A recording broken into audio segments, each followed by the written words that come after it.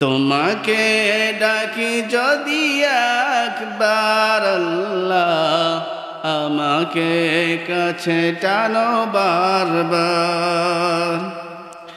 দুনিয়ার বুকে আমি এক মুসাফির, বুনে যাই প্রতিদিন গুনাহের জাল। দুনিয়ার বুকে আমি এক মুসাফির, বুনে যাই প্রতিদিন গুনাহের জাল। স্বপ্নের দল বেঁধে রাতে করে ভিড়, আসবে কি কাঙ্ক্ষিত সোনালি সকাল। হয়ে গেলে পেরেশান ও আমার রহমান, হয়ে গেলে পেরেশান ও আমার রহমান।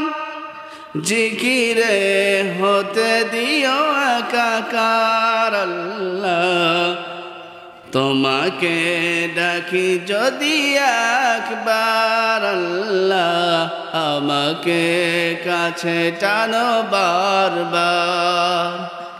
তোমাকে ডাকি যদি একবার আল্লাহ, আমাকে কাছে টানো বারবার। বিরহের ব্যথাগুলি বাড়ে প্রতিদিন, তুমি ছাড়া কে বলো করে দেবে দূর। বিরহের ব্যথাগুলি বাড়ে প্রতিদিন, তুমি ছাড়া কে বলো করে দেবে দূর। তোমার দয়া প্রভু জানি সীমাহীন, কলবে দাও জেলে ইমানের নূর। বেলা শেষে কেউ নেই সান্ত্বনা তোমাতেই, বেলা শেষে কেউ নেই সান্ত্বনা তোমাতেই। তুমি ছাড়া নেই কেহ এ আমার আল্লাহ, তোমাকে ডাকি যদি একবার আল্লাহ, আমাকে কাছে টানো বারবার। সবাই বলো রব্বুকা আল্লা তা'বুদু ইল্লা ইয়াহু ওয়া বিল ওয়ালিদাইনি ইহসানা। তোমরা তোমাদের রবের ইবাদত করো এবং তোমাদের মাতা পিতার খেদমত করো।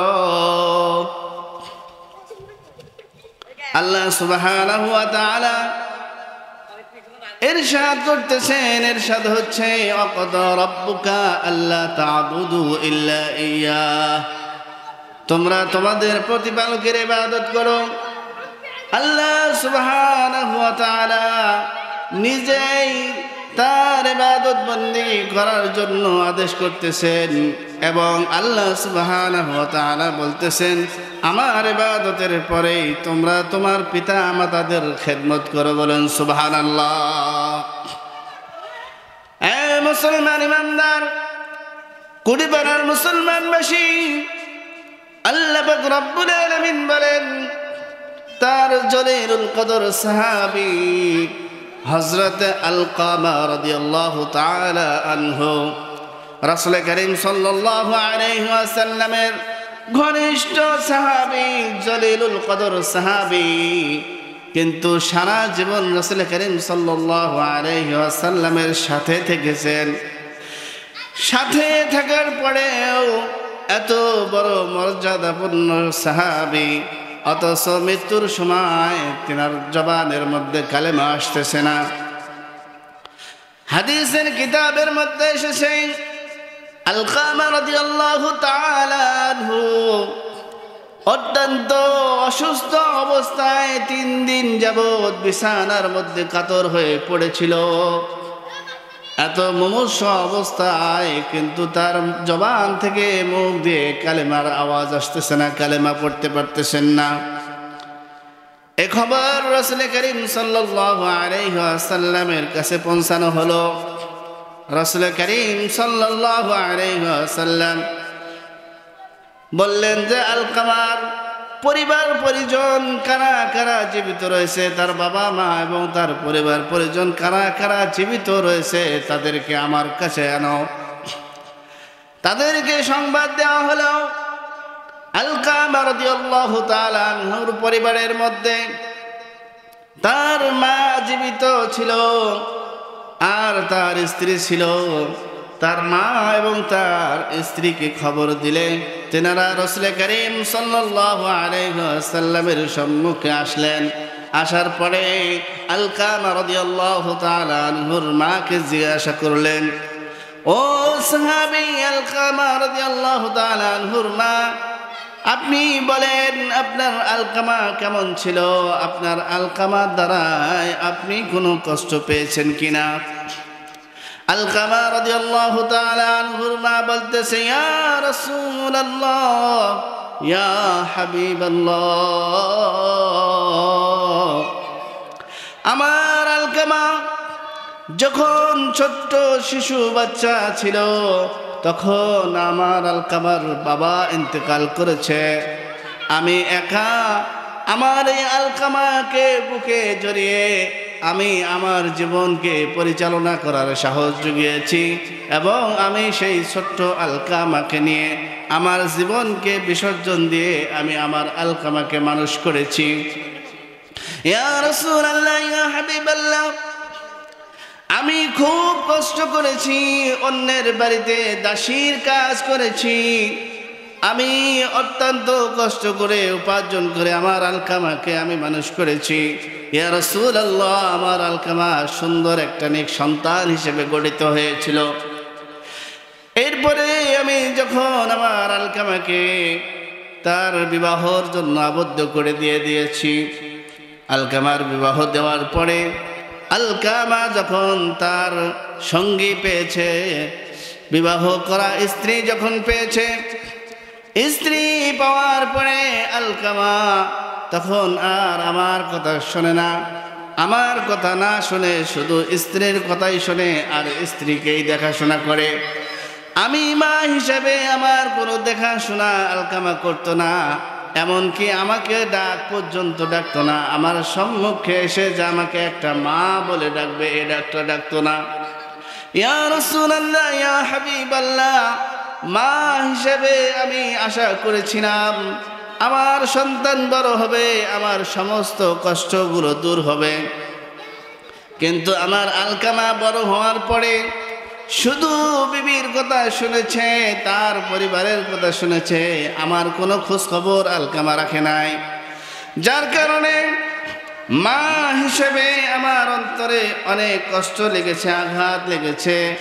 এই আঘাতের কারণে আমি তাকে কোনো সময়ের জন্য মাফ করে দেব না।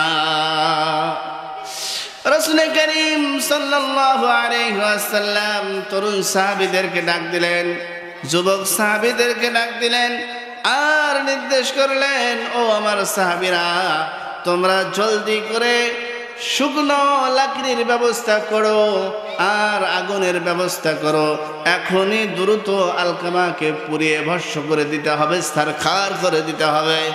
কেননা আলকামার জন্য আলকামার মার মনের মধ্যে অনেক বড় কষ্ট চাপা রয়েছে, আর এই কারণে আলকামার জবান থেকে কালেমা আসতেছে না। সুতরাং মৃত্যুর পরে তো সে জাহান্নামী হবে, মৃত্যুর আগেই তাকে আগুন দিয়ে পুড়িয়ে ছারখার করে দেওয়া লাগবে। যুবক সাহাবীরা যখন আলকামা রাদিয়াল্লাহু তাআলা আনহুকে পোড়ানোর জন্য লাকড়ির ব্যবস্থা করার জন্য যখন ছোটাছুটি করতেছিলেন, তখন আলকামা রাদিয়াল্লাহু তাআলা আনহুর মা দু চোখের পানিগুলো ছেড়ে দিয়ে রাসূল করিম সাল্লাল্লাহু আলাইহি ওয়াসাল্লামকে ডাকতেছে, ইয়া রাসূলুল্লাহ,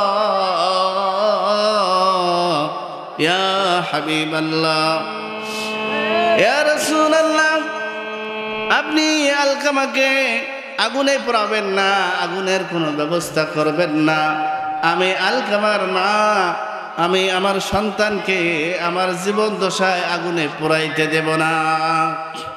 দেখেন মায়ের হৃদয় কত মমতাময় হৃদয়, মার মন মুহূর্তের মধ্যে পরিবর্তন হয়ে গেছে।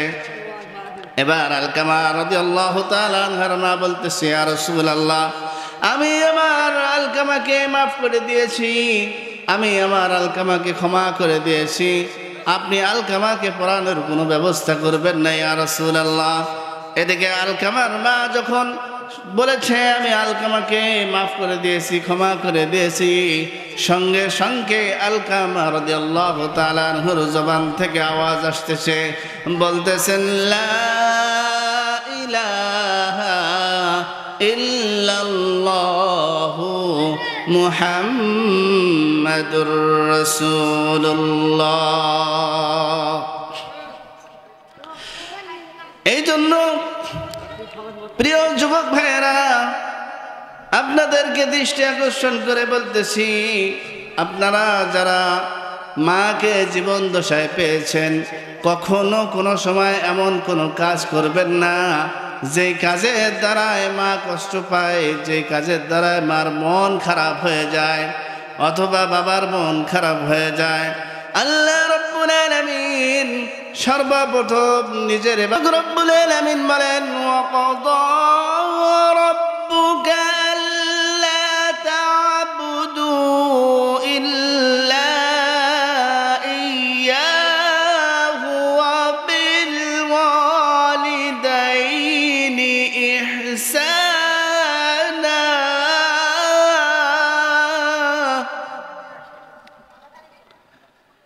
আল্লাহ সুবহানাহু ওয়া তাআলা ইরশাদ করেন, তোমরা তোমাদের প্রতিপালকের ইবাদত করো, এরপরে পিতা মাতার খেদমত করো, পিতা মাতার সন্তুষ্টির জন্য তোমরা খেদমত করো। মুআজ্জাজ হাজিরিন, আল্লাহ পাক রব্বুল আলামিন বলেন, তোমরা তোমাদের প্রতিপালকের ইবাদত করো, অর্থাৎ আল্লাহ সুবহানাহু ওয়া তাআলার যত বিধি বিধান রয়েছে, ইমানের পরে সর্বপ্রথম ইসলামের মধ্যে, দ্বীনের মধ্যে সর্বপ্রথম ইবাদত হইতেছে নামাজ, এরপরে হইতেছে যাকাত, এরপরে হইতেছে হজ, এরপরে রমজানুল মুবারকের সিয়াম রমাদান। আল্লাহ সুবহানাহু ওয়া তাআলা এই সমস্ত ইবাদত বন্দেগীগুলো করতে হবে, পাশাপাশি পিতা মাতার খেদমত করতে হবে। যাদের পিতা মাতা দুনিয়ার জিন্দেগির জমিনে বেঁচে রয়েছে, জীবিত রয়েছে, যারা জীবন দশায় পিতা মাতা দুজনকেই পেয়েছেন, তাদের জন্য আল্লাহ সুবহানাহু ওয়া তাআলার জান্নাতে যাওয়া অত্যন্ত সহজ। আর যাদের পিতা মাতা ইন্তেকাল করেছেন, তাদের পিতা মাতার জন্য সন্তান হিসেবে বেশি বেশি করে সদকায়ে জারিয়ার আমল করতে হবে। এ মুসলমান ইমানদার আল্লাহর গোলাম, আল্লাহ সুবহানাহু ওয়া তাআলা রাসূল করিম সাল্লাল্লাহু আলাইহি ওয়াসাল্লামের মাধ্যমে আমাদেরকে সুস্পষ্ট মেসেজ প্রদান করেছেন। তা হইতেছে, পিতা মাতা যদি সন্তুষ্ট থাকে, স্বয়ং রব্বুল আলামিন আপনার উপরে সন্তুষ্ট। আর যদি পিতা মাতা অসন্তুষ্ট হয়ে যায়, স্বয়ং আল্লাহ সুবহানাহু ওয়া তাআলা তোমার প্রতি অসন্তুষ্ট হয়ে যাবে। পিতা মাতাকে অসন্তুষ্ট করে তুমি যদি একবারে আল্লাহর ওয়ালি হয়ে যাও, যদি পীর সাহেব হয়ে যাও, তাও কোনো লাভ নাই। এমনকি যদি খানায় কাবা বাইতুল্লাহর মেহমান তুমি হয়ে যাও, এরপরেও তোমার কোনো লাভ নাই, তোমার দুনিয়াও শেষ, আখিরাতও শেষ। এই জন্য পিতা মাতার খেদমত করার দরকার আছে না নাই? মুসলমান ইমানদার আল্লাহর গোলাম, রাসূল করিম সাল্লাল্লাহু আলাইহি ওয়াসাল্লাম বলেন, আল জান্নাতু তাহতা আকদামিল উম্মাহাত। বলেন সুবহানাল্লাহ। আল্লাহ সুবহানাহু ওয়া তাআলা প্রিয় নবী মুহাম্মদুর রাসূলুল্লাহ সাল্লাল্লাহু আলাইহি ওয়াসাল্লামের থেকে আমাদেরকে মেসেজ প্রদান করেছেন, তা হইতেছে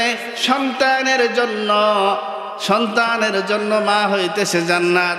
অর্থাৎ কিয়ামতের ময়দানে আল্লাহ রাব্বুল আলামিন মায়ের পায়ের নিচে সন্তানের জান্নাত নির্দিষ্ট করে রেখে দিয়েছে, বলেন সুবহানাল্লাহ। এই জন্য মার খেদমত করতে হবে, সেবা যত্ন করতে হবে। রাসূল করিম সাল্লাল্লাহু আলাইহি ওয়াসাল্লামের জলিলুল কদর সাহাবী আলকামা রাদিয়াল্লাহু তাআলা আনহু 3 দিন যাবত অসুস্থ রয়েছেন, মুমূর্ষু অবস্থা, একেবারে জীবন যায় অবস্থা। এমন তো অবস্থার মধ্য দিয়ে আলকামা রাদিয়াল্লাহু তাআলা আনহুর জবানে কোনো কথা আসে না, কালেমা আসে না। অন্যান্য সাহাবীরা পেরেশান। এই খবর রাসূল করিম সাল্লাল্লাহু আলাইহি ওয়াসাল্লামের কাছে পৌঁছানো হলে রাসূল করিম সাল্লাল্লাহু আলাইহি ওয়াসাল্লাম বলেন, আলকামার পরিবারের মধ্যে খবর দাও, আলকামার বাবা মা কে জীবিত রয়েছে, তাদেরকে আমার সঙ্গে সাক্ষাৎ করার কথা বলো। আলকামা রাদিয়াল্লাহু তাআলা আনহুর বাড়ির মধ্যে যখন খবর পৌঁছানো হলো, আলকামা রাদিয়াল্লাহু তাআলা আনহুর বাবা অনেক ছোট্ট অবস্থাতে ইন্তেকাল করেছেন, আর আলকামা রাদিয়াল্লাহু তাআলা আনহুর মা আর স্ত্রী তো জীবিত রয়েছে, বাড়িতে রয়েছে। খবর শুনে তারা রাসূল করিম সাল্লাল্লাহু আলাইহি ওয়াসাল্লামের কাছে দৌড়ে চলে এসেছেন। দ্রুত চলে আসার পর রাসূল করিম সাল্লাল্লাহু আলাইহি ওয়াসাল্লামকে আলকামা রাদিয়াল্লাহু তাআলা আনহুর মা বলতেছে, ইয়া রাসূলুল্লাহ, ইয়া হাবিবাল্লাহ, এত দ্রুত আমাদেরকে কি জন্য ডেকেছেন বলেন। রাসূল করিম সাল্লাল্লাহু আলাইহি ওয়াসাল্লাম আলকামা রাদিয়াল্লাহু তাআলা আনহুর মাকে বললেন, ও আলকামার মা, বলো তো দেখি তোমার আলকামা কেমন ছিল, জীবন দশায় তোমার সাথে কেমন আচরণ করেছে, তুমি কি তার দ্বারাই কোনো কষ্ট পেয়েছো নাকি? এবার আলকামা রাদিয়াল্লাহু তাআলা আনহুর মা বলতেছে, ইয়া রাসূলুল্লাহ, ইয়া হাবিবাল্লাহ, আমার আলকামা যখন শিশু, ছোট্ট বাচ্চা, তখন আলকামার বাবা ইন্তেকাল করে দুনিয়ার জমিন থেকে চিরবিদায় নিয়ে চলে গেছেন। আমি আমার আলকামাকে বুকের সঙ্গে জড়িয়ে আমি সিদ্ধান্ত নিয়েছি, আমার একমাত্র বেঁচে থাকার অনুপ্রেরণা হইতেছে আমার আলকামা। আমি আমার আলকামাকে দ্বীনি শিক্ষায় শিক্ষিত করে আমি আমার আলকামাকে একদম সুন্দর এই রাসূল করিম সাল্লাল্লাহু আলাইহি ওয়াসাল্লামের আদর্শের একজন প্রতীক হিসেবে তৈরি করব। আমি অত্যন্ত কষ্ট করে মানুষের বাসায় বাবুর্চির কাজ করে, মানুষের বাসায় বুয়ার কাজ করে, দাসীর কাজ করে করে আমি অত্যন্ত কষ্ট করে আমি আমার আলকামাকে মানুষ করেছি। ইয়া রাসূলুল্লাহ, যখন আমার আলকামা শিশু বাচ্চা থেকে নিয়ে যুবকে পরিণত হয়ে গেল, এবার আলকামাকে আমি সিদ্ধান্ত নিলাম আমার আলকামাকে আমি বিবাহ দিয়ে দেব।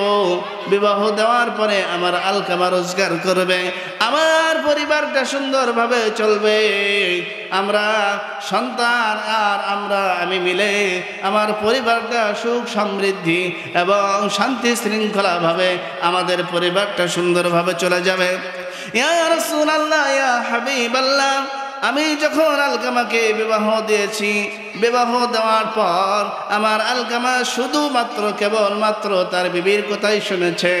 বিবাহর পরে কোনো সময় আমার কাছে আসতো না, আমাকে কোনো সময় মা বলেও ডাকতো না, শুধু বিবির কথা শুনতো, বিবির পাশে থাকতো আর বিবির খেদমত সেবা যত্ন করতো, কিন্তু মা হিসাবে আমার কোনো সেবা যত্ন করতো না। এমনকি আমার কাছে এসে আমাকে একবার ডাকও দিত না, মা বলে ডাকতো না। ইয়া রাসূলুল্লাহ, ইয়া হাবিবাল্লাহ, আমার অন্তরে আমার সন্তানের এই আচরণে আমি অত্যন্ত কষ্ট হয়েছি, আমি অত্যন্ত বিমোহিত হয়েছি। ইয়া রাসূলুল্লাহ, আমি আমার আলকামাকে কখনো ক্ষমা করে দিব না। রাসূল করিম সাল্লাল্লাহু আলাইহি ওয়াসাল্লাম একদল যুবক সাহাবীদেরকে ডাকলেন আর বললেন যে শুকনা লাকড়ির ব্যবস্থা করো আর আমার আলকামাকে পুরে ভস্ম করে দিয়ে দাও। রাসূল করিম সাল্লাল্লাহু আলাইহি ওয়াসাল্লাম এই ঘোষণা দেওয়ার সঙ্গে সঙ্গে আলকামা রাদিয়াল্লাহু তাআলা আনহুর মা চোখ থেকে পানি ছেড়ে দিয়ে বলতেছে, ইয়া রাসূলুল্লাহ, ইয়া হাবিবাল্লাহ, আমি মা জীবিত থাকা অবস্থায় আমার সন্তান যতই কষ্ট দিক না কেন, আমার সন্তানকে আপনি ইয়া রাসূলুল্লাহ আগুনে পুরাবেন না, ইয়া রাসূলুল্লাহ আপনি আমার সন্তানকে ধ্বংস করে দিবেন না। মা দু চোখের পানি ছেড়ে দিয়ে বলতেছি, ইয়া রাসূলুল্লাহ, আমি আমার আলকামার জন্য আর কোনো কষ্ট রাখি নাই, আমি আমার আলকামাকে মাফ করে দিয়েছি, আমার আলকামাকে আপনি আগুনে পুড়িয়ে দিবেন না। এই কথা বলার সঙ্গে সঙ্গে আলকামা রাদিয়াল্লাহু তাআলা আনহুর জবান থেকে মধুর কালেমা আওয়াজ আসতেছে।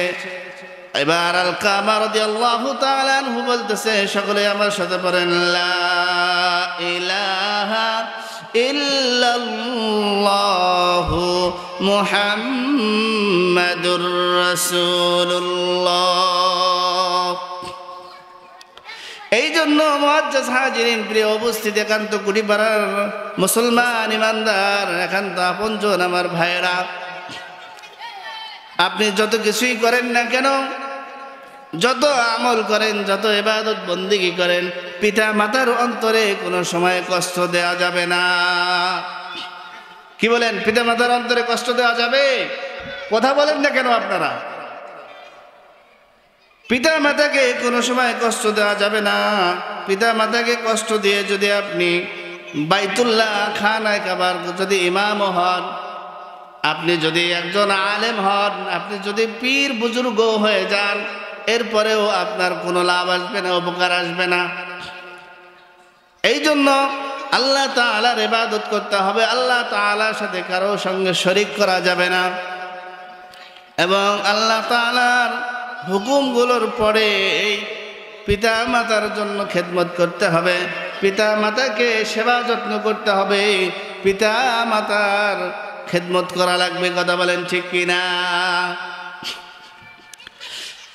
যে মায়া আমায় ছোট থেকে মায়ার জালে বন্দি রেখে করেছে পালন, যে মায়া আমায় ছোট থেকে মায়ার জালে বন্দি রেখে করেছে পালন, হে প্রভু তুমিও তারে তোমার ছায়া নিড়ে করিও লালন, মাকে করিও লালন, যে মায়া আমায় ছোট থেকে মায়ার জালে বন্দি রেখে করেছে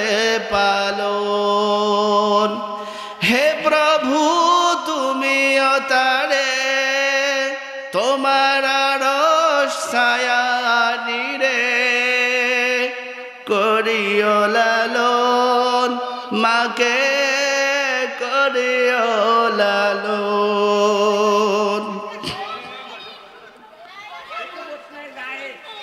মাঝে সদাই আমার পাশে সুখে দুঃখে থাকতো বসে, সে মায়াজি আমায় ছেড়ে চলে গেছে তোমার কাছে, মাঝে সদাই আমার পাশে সুখে দুঃখে থাকতো বসে, তুমি কেমন আছো ছোট্ট মাটির ঘরে, তোমার কথা হৃদয় মাঝে পড়ছে বারে বারে, বাবা তুমি কেমন আছো ছোট্ট মাটির ঘরে, তোমার কথা হৃদয় মাঝে পড়ছে বারে বারে, বাবা গো বাবা, বাবা গো বাবা, বাবা গো বাবা, বাবা গো বাবা। কত আদর কত স্নেহ তোমার কাছে পেলাম, সব কিছু হারিয়ে আজকে নিঃস্ব হয়ে গেলাম। কত আদর কত স্নেহ তোমার কাছে পেলাম, সব কিছু হারিয়ে আজকে নিঃস্ব হয়ে গেলাম। ভালোবাসি তোমায় বাবা, বুকটা যে যায় ছিঁড়ে। ভালোবাসি তোমায় বাবা, বুকটা যে যায় ছিঁড়ে। তোমার কথা হৃদয় মাঝে পড়ছে বারে বারে। বাবা গো বাবা, বাবা গো বাবা।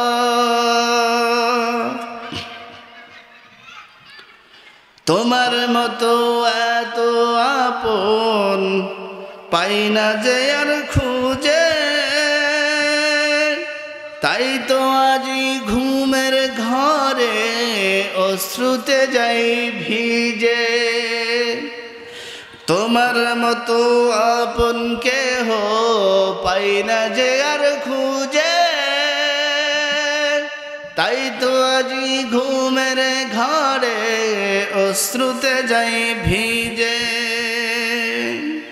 সুখে থেকো পরম সুখে জান্নাতের ভেতরে। সুখে থেকো পরম সুখে জান্নাতের ভেতরে। তোমার কথা হৃদয় মাঝে পড়ছে বারে বারে। বাবা গো বাবা, বাবা গো